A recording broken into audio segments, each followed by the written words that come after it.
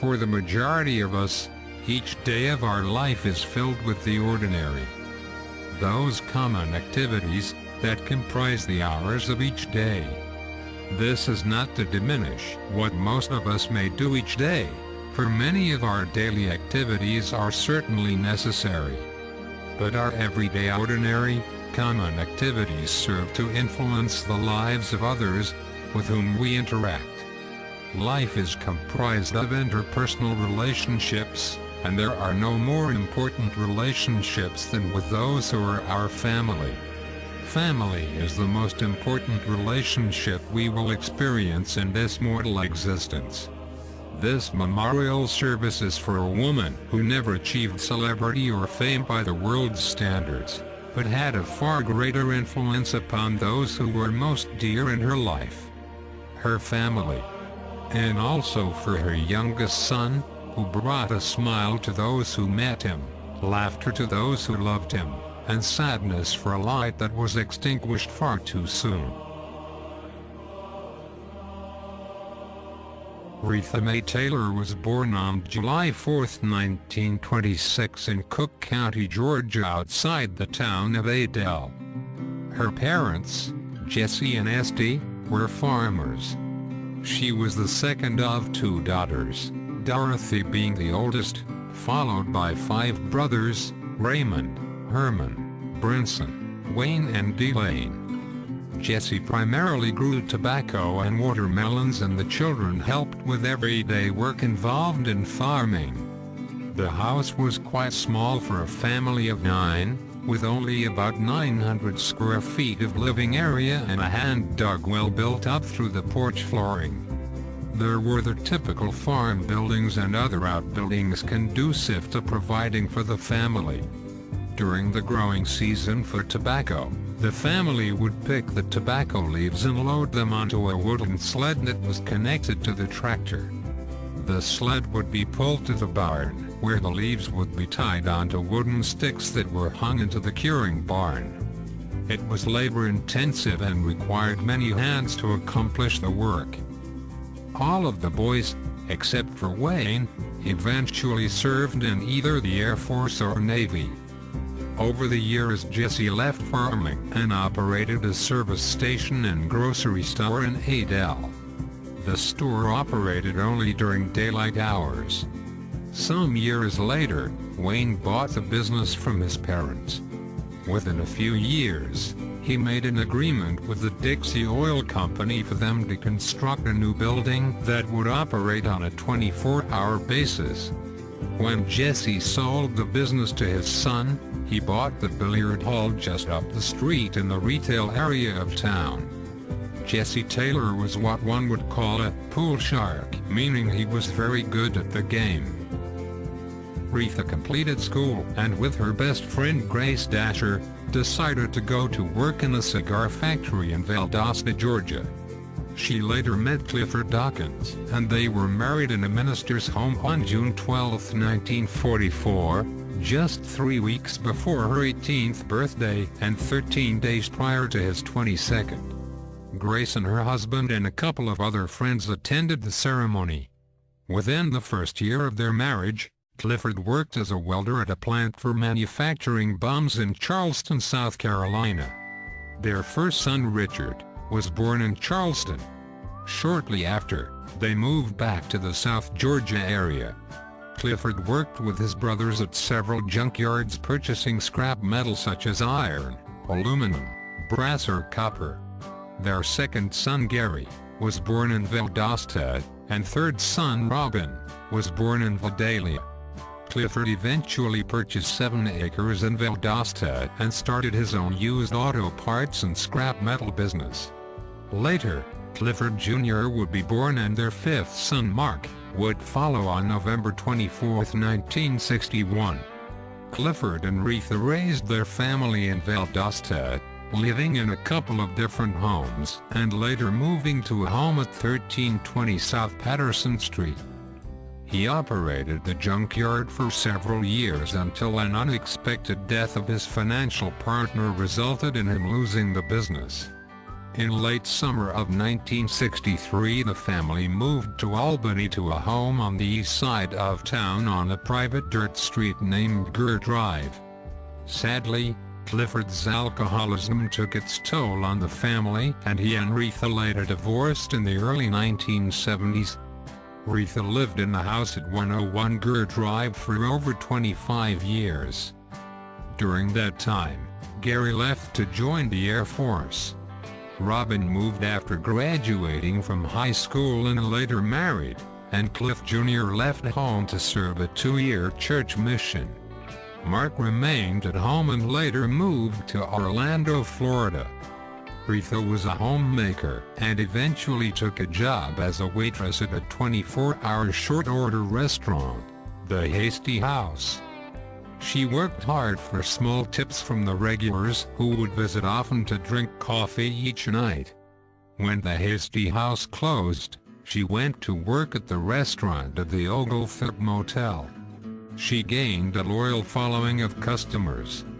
She worked as a hostess at the Wendy's restaurant in Albany for a while until she moved to Conyers in the late 1980s to live with her son Gary and his wife Janie and their family.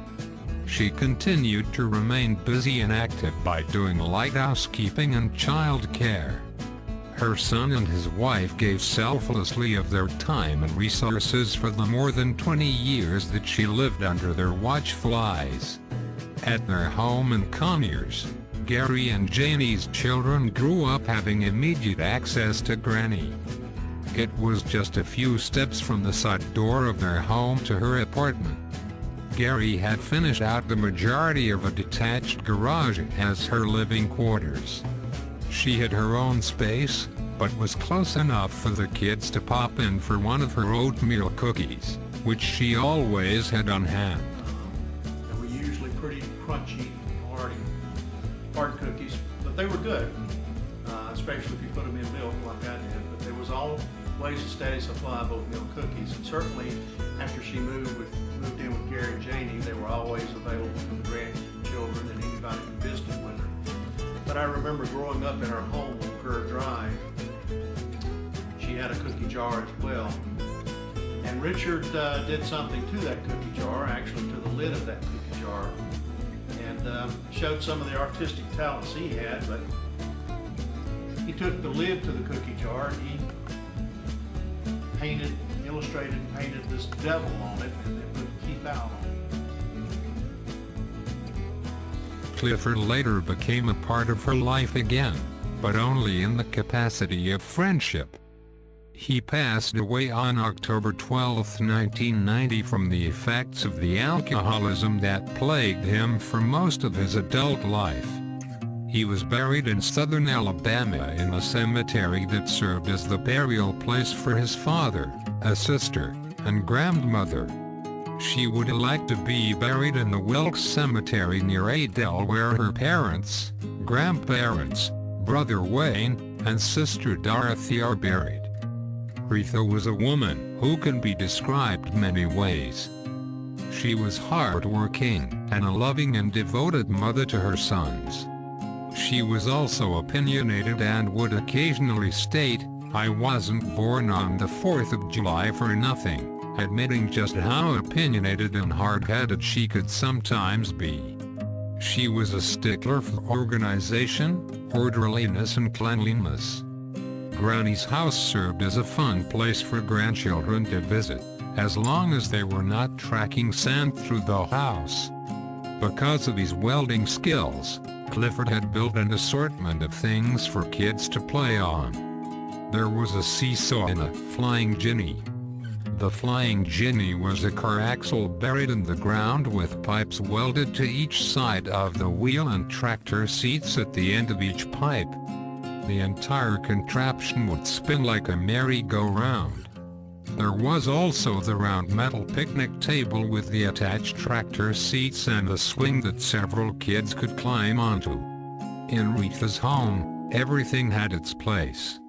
There was no change in the wall hangings or decorations in the 25-plus years at 101 Gurr Drive. That was simply her nature. To be sure, everything was in its proper place.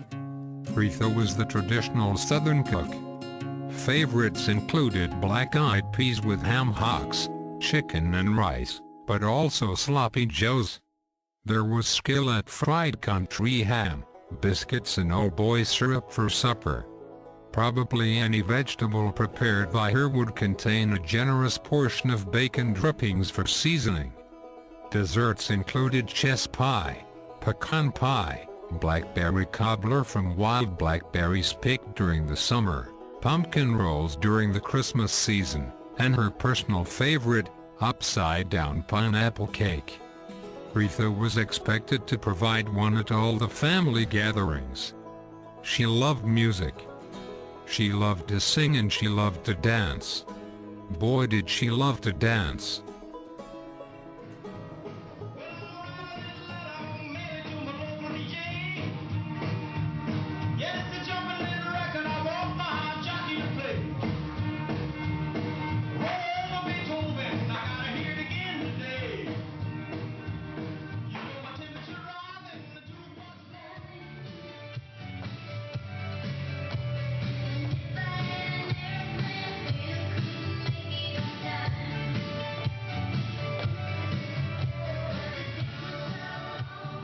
She enjoyed many types of music: rock and roll, bluegrass, country and southern gospel.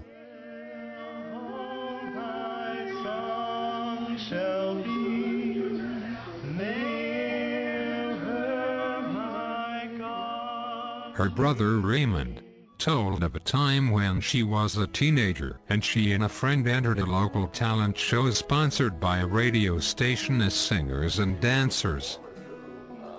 Because she and Gracie Dasher, remember Gracie Dasher? And right next to her live? I don't know. But anyway, and two guys, I forget their names, that they would go to the radio station down near Valdosta and sing on the radio in the morning. How about that? Yeah. Really? Mom did that? Guitars and the girls would sing. Well, how about it? We didn't know about that. Nope, I didn't know that either. She once traveled with one of her sons to attend a family reunion. They listened to bluegrass for several hours. Throughout the trip she would sing along with the songs, slapping her knee regularly and exclaiming, "You can't beat that with a stick," or "I love the banjo." That was great.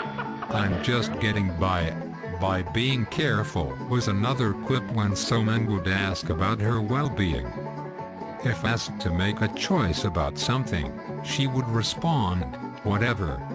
And then she would add, as Brenda likes to say. There was one time when she offered a quip that surprised and embarrassed one of her sons. In referring to a couple who were living together without the benefit of marriage, Retha commented, "Why buy the cow when you can get the milk for free?" Although it was a well-known saying, it caused her adult son to blush in hearing those words spoken from the mouth of his mother. Family was important to Retha, and family reunions were very important. Over the years there were annual treks to the reunions on her mother's side of the family. Estie's maiden name was Griffiths.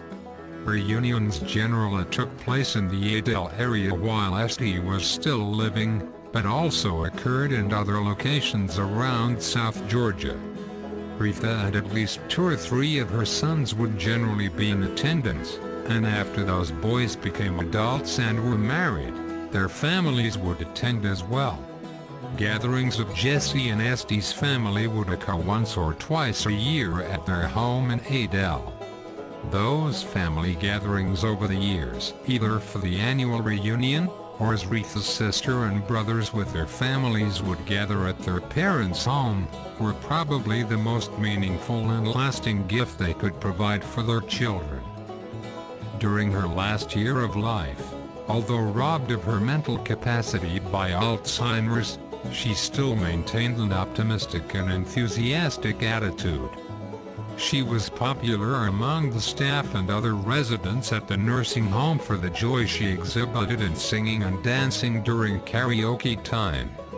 And she discovered a talent that she has always had, but to her it was newly found.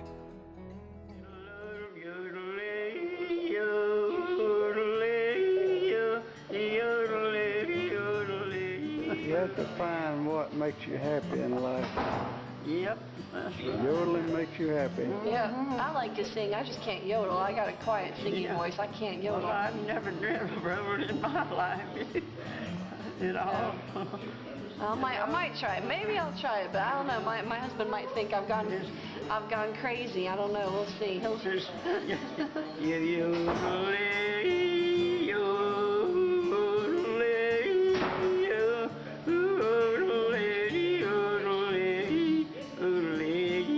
Okay, it's your turn now. My turn? All right. Yeah. Because it's easy as can be, and I know you can do it. All right. Yodelay, yo, yodelay, yo, yodelay, yodelay, yodelay. Like most talents that she possessed, her ability to yodel was simply another God-given gift. Just like her natural ability to have rhythm for singing and dancing, and her natural artistic ability, which she passed on genetically to her sons. Mom started a cookbook, and she used a ledger for her cookbook, hardcover, and with pages inside with lines on it. And she would use those lines to write out recipes, and then on some she would cut out recipes and tape them inside or just stick them in between the pages. But at some point in those early years, the artistic ability that she had was displayed inside the covers of that cookbook. And I don't know what the period of time was that she did this. Don't know if she did them in a few days or over a few weeks or over months, or if she sat down and did it all in one day. But she drew cartoons on the inside covers of this cookbook. She drew cartoons that were popular in that day, in that time. And it showed the artistic ability that she had. And as she grew older, and particularly in her last years when she was developing dementia, Gary said he went into her room one time and in the trash can he found that cookbook. Unfortunately, I think she had, for whatever reason, she had torn up the pages of it and threw them all away, but the cover of that book was inside that trash can, and he retrieved it and eventually put it in a frame to keep. And Gary had it for a few years, and then when he recently moved to the Lawrenceville area, he asked me if I would like to have the cookbook that he put into a frame, and I was grateful to be able to take it and have it as a keepsake. And this is it in that frame, and it shows the popular cartoons of that day. You've got Dagwood and Blondie and Mickey Mouse, Donald Duck, Daisy, who's the dog of Dagwood and Blondie, and even has her children down there. You got Dick Tracy, Popeye, there's Nancy over there, Porky Pig. But it does show the artistic ability that she had, and as I said, I'm very pleased and very grateful to have this. Retha's God-given talents were displayed throughout her life, even as she waited tables for many years in restaurants. She was someone who was popular with her customers because she was good at what she did, even if what she was receiving were small tips for hard work. A waitress does not typically attain the heights of fame or celebrity, but they still influence the people with whom they interact in the daily mundane grind of work. Retha left a lasting and positive influence on the many people she served through the years. Marcus Edsel Dawkins was a charmer. He had a quick wit, comedic timing, and a style that caused people to immediately like him. Those qualities enabled him to sell automobiles, motorcycles and watercraft to many people in the Orlando area, and endear himself to his friends. He could be thoughtful and analytical as necessary, but would typically drift toward the humor of a situation.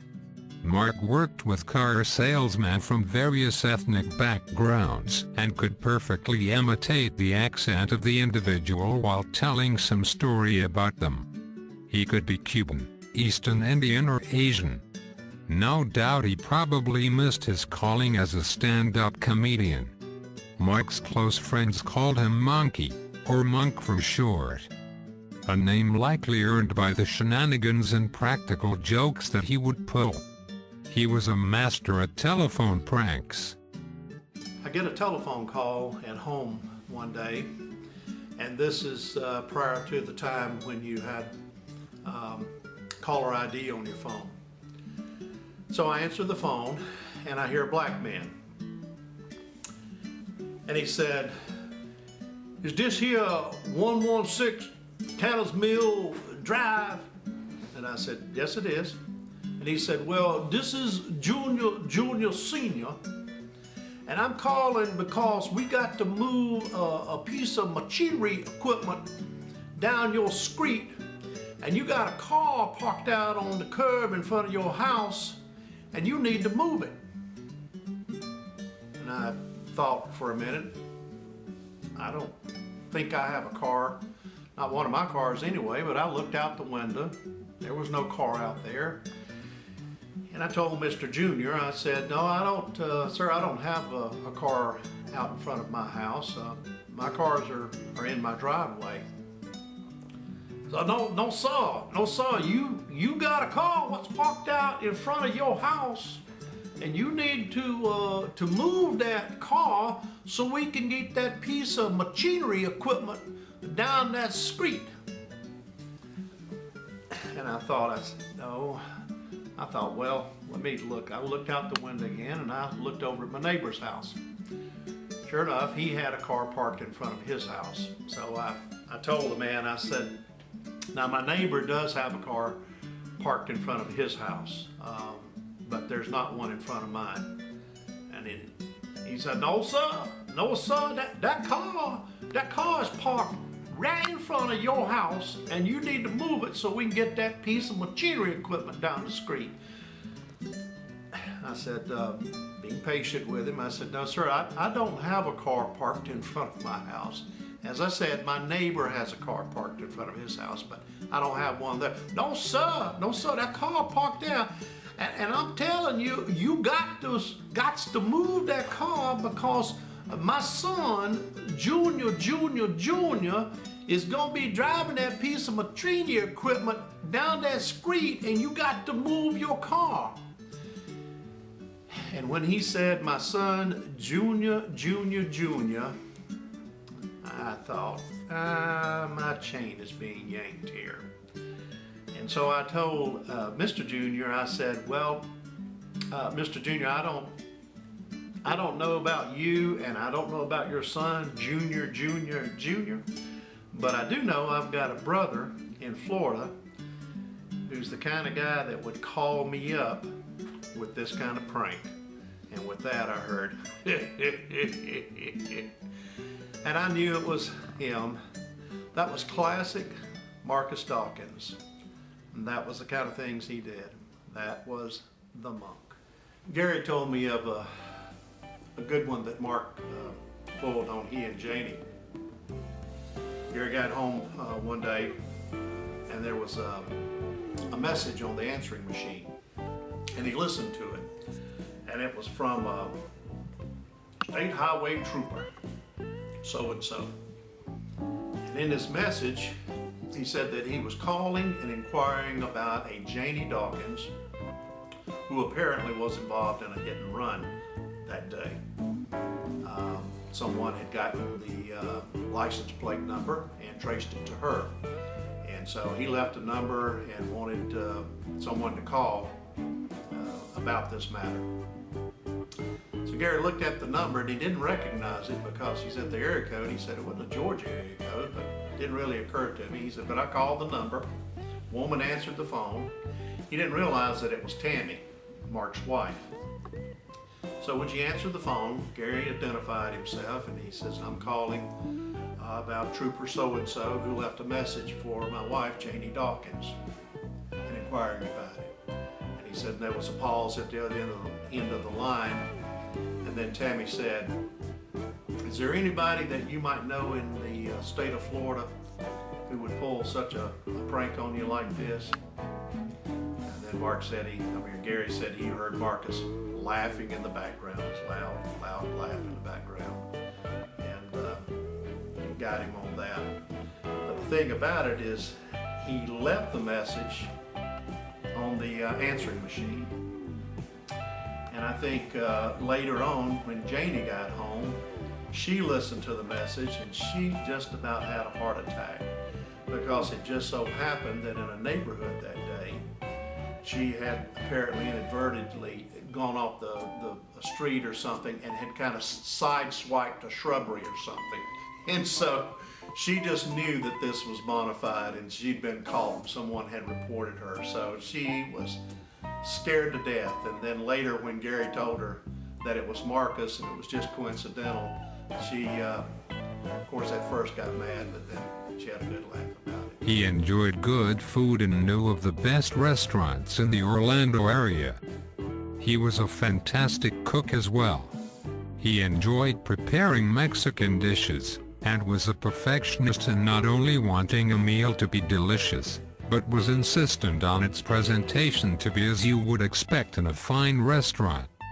He enjoyed various types of music and, in keeping with his ability to mimic voices, could do an excellent imitation of the lead singer of ZZ Top singing, Lock Range. He loved golf and played on a regular basis. He also particularly enjoyed the late-night talk shows on television. He once attended a taping of the David Letterman Show while visiting New York. Marc had a natural athleticism. His grandfather, Jesse Taylor, taught him to shoot pool. Jesse would stand him on a milk crate so he could be high enough to reach the billiard table. At age 9 he began playing football with his older brother Robin as his coach. He was taller and stronger than boys of his age. He played football for 3 years in the position of quarterback and could throw the ball a country mile. He also played basketball for 1 season. In high school, he ran the 100 and 220-yard races and track. With his natural athleticism and agility, he could go down a sliding rock waterfall in a standing position. After high school he moved to Orlando with his girlfriend, Tish Simpson. Marc lived in the Orlando area of Florida for more than 25 years. During the time he was married and later divorced to Tammy Bowers. He had health problems and eventually moved to Fayetteville, Tennessee and lived near Richard and Richard's wife Brenda. Marc had undergone major surgery prior to leaving Florida, and had about 1/3 of his liver removed. He had cirrhosis and was near death at one point. Richard and Brenda selflessly gave of their time and resources to care for him during that time. Marc was a strong individual. He was tough, and his health improved. Marc reconnected with Priscilla Harrell, whom he had known as a teenager in Albany. He and Priscilla were together for the last 2 years of his life, living in Northwest Georgia and eventually moving to the Chattanooga area. Those brief years he and Priscilla shared were probably some of the happiest of his life. Priscilla has said that she loved him those many years ago when they were young, and that flame for him had continued to burn within her. Priscilla recently told me a story that Marc had told her, and it was about when he and Cliff were boys when they were younger. And apparently they were roasting marshmallows over the fire. And Cliff was carefully toasting his marshmallow. He had it above the flames and he was turning it to get it just the right golden brown. But Marc which this was very typical of his approach to most things, he took his marshmallow and plunged it directly into the fire. It caught on fire.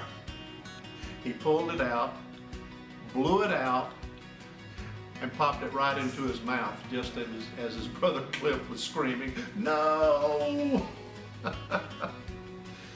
Mark told Priscilla that after that, he didn't want any more toasted marshmallows. He only wanted to eat the cold ones out of the bag. But that was a bit of his philosophy toward life in a nutshell. What is the quickest, most expedite way of getting to the objective? People are remembered in many ways. Mark will be remembered for his charm, comedic wit, and ability to connect with people. He will be remembered for his large smile and the quick laugh that was inevitable in his interactions with others, and the loyalty he demonstrated to friends and family through the years. If his mother felt that her motto was just getting by being careful, Mark's motto likely could have been, just getting by getting there as fast as I can, and being careful never crossed my mind. Actually, Mark did have a motto he used during the last couple of years of his life. Priscilla said that as he struggled with severe back pain and other health issues, he would often say, "Breathe blue sky," as he faced those challenges. Breathe blue sky. A motto that offers the optimism we can all use as we go through life.